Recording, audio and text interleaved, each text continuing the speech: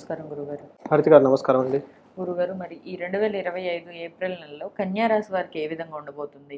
వీళ్ళకి గ్రహ పరిస్థితి ఎలా ఉంది? ఎక్కడెక్కడ అనుకూలతలు ఉన్నాయి? ఎక్కడెక్కడ ప్రతికూలతలు ఉన్నాయి? వీళ్ళు చేయవలసిన పరిహారాలు ఏంటి గురుగారు? హారతి గారు, మనకి కన్యా రాశి కనుక చూసుకుంటే రీసెంట్గా షష్ఠ గ్రహ కూటం వల్ల ప్రెషర్ అయిన రాశి ఇది ఒకటి ఇంపార్టెంట్ రాశి అండి. ప్రెషర్ అయ్యారా? అయ్యారు 3 రాసులు బాగా ప్రెషర్ అయినాయండి. ఒకటి సింహరాశి, ఎందుకంటే అష్టమంలో 7 గ్రహాలు ఉండటం వల్ల, వీళ్ళకి సప్తమంలో ఉండటం వల్ల ఈ గ్రహానికి కూడా చాలా ఇబ్బంది పడ్డారు ఈ రాశి వాళ్ళకి. తర్వాత మీనరాశి వాళ్ళకి, ఎందుకంటే ఆ రాశిలోనే ఇన్ని జరిగినాయి కాబట్టి ఇన్ని గ్రహాలు ఉండటం వల్ల వీళ్ళకి కొంచెం ఈ 3 రాశుల వరకు బాగా ఇబ్బంది పడినాయి. అంటే నాకు రియల్ టైంలో డేటా నేను ట్రాక్ చేస్తే నాకు వచ్చే కాల్స్, వాళ్ళు ఏ నక్షత్రం, వాళ్ళు ఎందుకు చేస్తున్నారు, మనం కనుక చూసుకుంటే ఈ కన్య రాశి వాళ్ళకి కూడా వచ్చిందండి. అంటే ఏంటంటే వీళ్ళకి ఏదో సంథింగ్ వాళ్ళ చుట్టూ జరుగుతుంది, సమ్ ఇన్సిడెంట్స్ జరుగుతున్నాయి, అదేంటి వీళ్ళకి అర్థం కావట్లా, కన్ఫ్యూజన్లో ఉండటం, ఇలా ఈ టైప్ సిచ్యువేషన్స్ ఎక్కువగా చాలా మంది జరిగి ఉన్నాయండి. ఇందులో మనం కన్య రాశి కనుక చూసుకుంటే ఇందులో ఉన్న నక్షత్రాలు ఉత్తర 2, 3, 4 పాదాలు, హస్త 1, 2, 3, 4 పాదాలు, చిత్త 1, 2 పాదాలు అంతా కన్య రాశిలో ఉంటాయి. గ్రహస్థితి కనుక మనం చూసుకుంటే సూర్యుడు సంచారం మేషరాశిలో 14వ తారీఖు నుంచి, బుధుని సంచారం మీనరాశిలో, శుక్రుని సంచారం మీనలోనే, కుజుడు వచ్చేటప్పటికి కర్కాటక రాశిలో ఉన్నారండి. ఈ యొక్క గ్రహస్థితిని బట్టి కనుక మనం చూసుకుంటే గ్రహాలు ప్రకార స్థితి మనకి సూక్ష్మ గోచారం, లఘు గోచారం అంటారు. ఈ సూక్ష్మ గోచారం, లఘు గోచారం కాన్సెప్ట్ ప్రకారం కనుక చూసుకుంటే సూర్యుడు వీళ్ళకు పీడ, కొంచెం బాధలను పెట్టే స్థితిలో ఉన్నారు. తర్వాత భూలాభం, ఈ ఈ రాశి వాళ్ళకి, కన్య రాశి వాళ్ళకి రియల్ ఎస్టేట్ రిలేటెడ్ బాగా లాభం వచ్చే అవకాశం ఎక్కువగా ఉంటుంది.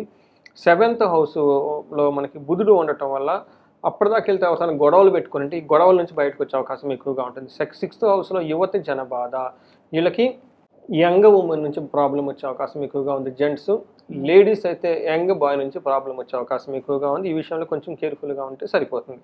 మనకి ప్లానెట్ వైజ్ వాళ్ళ యొక్క స్థితిని బట్టి కనుక చూసుకుని ఎలాంటి రిజల్ట్ ఇవ్వబోతుందంటే 8th హౌస్లో సూర్యుడు ఉండటం వల్ల అంత మంచిది కాదు అని చెప్తారండి.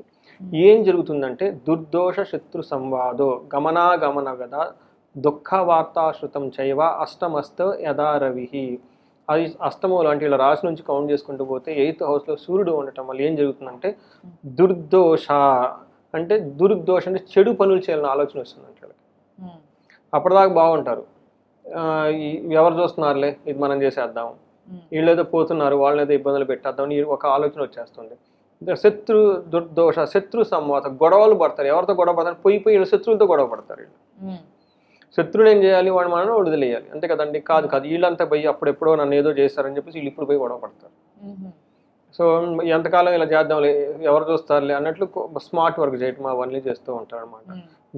గమన వ్యధ, వీళ్ళు ప్రయాణాలు కనుక చేస్తే అందులో లాభం ఉండదు. తర్వాత దుఃఖ వార్త శృతం శైవ అంటే వీళ్ళకి దుఃఖం కలిగే కొన్ని వార్తలు వీళ్ళు వింటారంట. ఇదంతా సూర్యుడు 8th హౌస్లో ఉండటం వల్ల ఇదంతా మంచి పొజిషన్ కాదని చెప్పుకోవాలి. అయితే 2nd హౌస్లో దృష్టి ఉండటం వల్ల కూడాను loss of money and fear, ధనం కోల్పోతారు, భయం కలిగే సంఘటనలు ఎక్కువగా ఉంటాయి.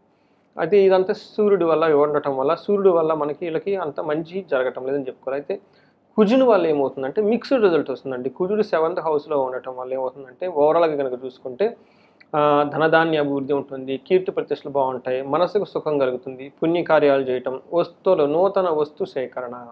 మనం ఇందాక కూడా చెప్పుకున్నాం, మార్స్ వల్ల ఎవరైనా కనుక ఫ్లాట్లు కొనుక్కోవాలన్నా, రియల్ ఎస్టేట్ భూములు కొనుక్కోవాలన్నా, బంగారం కొనుక్కోవాలన్నా ఇవన్నీ చాలా అనుకూలంగా ఉంటుంది. వివాదరహితంగా శత్రుపీడ లేకుండా ఉంటారు ఈ టైంలో. అయితే శుక్రుడు వీళ్ళకి 7th హౌస్లో ఉండటం వల్ల ఇది మిక్స్డ్ రిజల్ట్ అని మనం చెప్పుకోవాలి. ఒకటి ఏమవుతుంది 7th హౌస్లో శుక్రుడు అంటే వీళ్ళకి కోపస్తదా భీతి సర్వదా క్లేశ జీవనం, స్త్రీ జాడ్యం, మేహరోగాది భృగో సప్తమే ఫలం అని మనకి సంస్కృతంలో మహర్షులు చెప్తారు. దీనికి ఏమంటే కోపస్తద, ఎప్పుడు వీళ్ళు కోపంగా ఉండే అవకాశం ఎక్కువగా ఉంటుంది. భీతి, భయం గడిగే సంఘటనలు ఎక్కువగా, అంటే సర్వదా క్లేశం, ఎప్పుడు ఏదో ఒక బాధపడుతూ ఉంటారు. జీవితం ఎలా ఉంటుందంటే ఎప్పుడు ఏదో ఒక బాధతో కూడుకొని ఉంటుంది. అంతేకాదు స్త్రీ జాడ్యం అంటే స్త్రీల వల్ల ఆర్ పురుషుల వల్ల, ఎవరైనా సరే జెంట్స్కి అయితే వాళ్ళు, లేడీస్కి అయితే ఇలా ఏమవుతుందంటే జగడం అంటే స్త్రీల వల్ల కష్టాలు వస్తాయి అంటే వీళ్ళకి. అందుకని కొంచెం జాగ్రత్తగా ఉండాలి. స్త్రీలతో విభేదాలు జరగటం, పురుషులతో విభేదాలు జరిగే అవకాశం ఎక్కువగా ఉంటుంది. అయితే శుక్రుడు 7వ ఇంట్లో ఉండటం వల్ల, 1st హౌస్ నుంచి చూడటం వల్ల మనకి ఏం చెప్తారంటే లవ్, రొమాన్స్, ప్లేజర్స్ ఆల్సో వీటికి సంబంధించిన విషయాలు చాలా పాజిటివ్గా ఉంటారు, అనుకూలంగా ఉంటుంది. గురుగారు, మరి నక్షత్ర ఫలాలను బట్టి చూసినట్టయితే కనుక వీరు ఏ విధంగా ఉంటుంది వీళ్ళకి ఇంకా డీటెయిల్గా? మనకి ఉత్తర ఫాల్గుని చూసుకున్నాం అనుకోండి, వీళ్ళకి 2 విషయాల్లో పాజిటివ్, 2 విషయాల్లో నెగిటివ్. ఉత్తర ఫాల్గుని నక్షత్రం వాళ్ళకి, ఉత్తర నక్షత్రం వాళ్ళు చూస్తే వీళ్ళకి ఓవరాల్గా ఈ మంత్ అంతా క్షేమం ఉంటుంది. ప్రమోషన్స్ వచ్చే అవకాశం చాలా ఎక్కువగా ఉంటుంది. అయితే 2 విషయాలు ఛాలెంజింగ్గా ఉండాలి. ఒకటి వీళ్ళకి ఫైనాన్షియల్ స్ట్రగుల్స్ వచ్చే అవకాశం ఎక్కువగా ఉంది. అయితే 2 విషయాలు చాలా లాభంగా ఉంటుంది. ఒకటి ఏ పని చేసినా ఈ మంత్ అంతా వీళ్ళకి క్షేమంగా ఉంటుంది. రెండోది వీళ్ళకి రాజ్య లాభము, ప్రమోషన్స్ వచ్చే అవకాశం కూడా చాలా ఎక్కువగా ఉంటుంది. వీటిని మనసులో పెట్టుకొని చక్కగా ప్లాన్ చేసుకుంటే బాగుంటుంది. ఈ మంత్ అంతా హస్త నక్షత్రం వాళ్ళకి అగైన్ క్షేమంగా ఉంటారు, రాజ్యలాభం ఉంది. బంధనము ఏదో ఒక స్టేజ్లో కన్ఫ్యూజన్ అయ్యే స్థితిలో వీళ్ళు ఎక్కువగా ఉంటూ ఉంటారు. రోగము, హెల్త్ కాంప్లికేషన్స్, దరిద్రము, ఫైనాన్షియల్ క్రైసిస్ ఎక్కువ ఉంటుంది. చిత్తా నక్షత్రం వాళ్ళకి వీళ్ళకి ధనప్రాప్తి బాగా ఉంటుంది. అతిగా భయపడే అవకాశం ఎక్కువగా ఉంటుంది. చిత్తా నక్షత్రం వాళ్ళు కొంచెం కేర్ఫుల్గా ఉండాలి. ఒకటి రోగము, బంధనము, అతిగా భయపడం. బట్ ఓవరాల్గా ఈ మంత్ అంతా క్షేమంగా ఉంటారని మనం గమనించుకోవాలి. ధన ప్రాప్తి కూడా వచ్చేస్తుంది. సో వీళ్ళకి జూన్గా చూసుకుంటే 3 విషయాల్లో బాగా పాజిటివ్ ఉంది. ధన ప్రాప్తి, క్షేమము, తర్వాత 3 విషయాల్లో ఛాలెంజింగ్గా కూడా ఉంది. దరిద్రము, అతి భయము, రోగము, బంధనము కూడా ఉందన్నమాట. వీటిని బట్టి చక్కగా ప్లాన్ చేసుకుంటే లైఫ్ అంతా బాగుంటుందండి. గురుగారు మరి వీళ్ళకి పరిహార మార్గాలు? పరిహారాలు కనుక చూసుకుంటే సూర్యుడు వల్ల వీళ్ళకి అన్ని కష్టాలు పడే అవకాశం ఎక్కువగా ఉంది కాబట్టి ఎవరైనా కనుక సంధ్యావందనం చేయటం, అగ్ని కార్యం చేయటం, అగ్నిహోత్రం చేయటం, సూర్య నమస్కారాలు చేయడం, సూర్యుడికి ఆర్ఘ్యం చేయటం, ఈ పనులన్నీ చేస్తే కనుక ఫైనాన్షియల్ క్రైసిస్ నుంచి బయటపడిపోతారు. అంతేకాకుండా ఎవరికైనా కనుక ఫైనాన్షియల్ బాగా స్ట్రగుల్స్ కనుక చేస్తూ ఉంటే పరిహారంగా వాళ్ళకున్న సమస్య తీవ్రతను బట్టండి. ఎందుకంటే 1 లక్ష 2 లక్షలు ఉన్నాయి అనుకోండి, వాళ్ళు చిన్నగా సింపుల్గా చేసుకోవాలి. ఈ కోట్లలో ఉందనుకోండి, వాళ్ళు యజ్ఞాలు, హోమాలు 3 రోజులు 4 రోజులు దీక్షలు పట్టేసి వేద బ్రాహ్మణుల చేత లేకుంటే పండితులు, పురోహితుల చేత కొన్ని పెద్దగా రిచ్గా హోమాలు చేయించుకోవడం చాలా చాలా ఇంపార్టెంట్. వీళ్ళకి కుబేర పాశుపత అభిషేకము, శ్రీ సూక్తంతో కొన్ని బీజ మంత్రాలు ఉంటాయండి. ఆ బీజ మంత్రాలు సంపుటీకరణ చేసి విశేష హోమం కనుక చేసుకుంటే 2 రోజులు దీక్షలాగా పట్టి వీళ్ళకి ఫైనాన్షియల్ మ్యాటర్స్లో చాలా చాలా ఇంప్రూవ్మెంట్ ఉంటుంది. హెల్త్ కనుక ఎవరైనా కనుక బాగలేకపోతే అమృత మృత్యుంజయ పాశుపత హోమము లేదంటే చండీ పారాయణ, చండీ హోమం కనుక చేయించుకుంటే వీళ్ళకి హెల్త్ నుంచి కానీ వేరే అతిగా భయపడే విషయాల నుంచి బయటపడి చక్కగా ఉంటుందండి. రాజ్యలాభం చూపిస్తుంది వీళ్ళకి.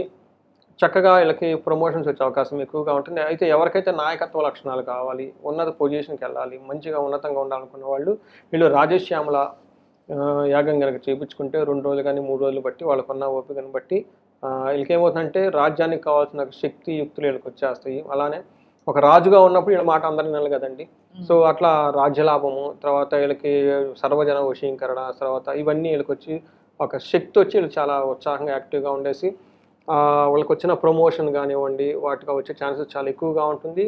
వీళ్ళు ఎలా అంటే వీళ్ళ థాట్సే పవర్ఫుల్గా ఉండేసి వాళ్ళ సరౌండింగ్ పీపుల్ చేత వాళ్ళ మనసుతో అనుకున్నట్టు వాళ్ళు ఆ పనులు చేసేస్తూ ఉంటారండి. అట్లా ఒక మంచి సిద్ధి వచ్చేస్తుందండి వాళ్ళకి. ఇలాంటి వాళ్ళు ఇవన్నీ మనకి మహర్షులని చెప్పున్నారు కాబట్టి వాటిని ఉపయోగించుకొని చక్కగా జీవితంలో ముందుకెళ్ళాలని మనం కోరుకున్నామండి.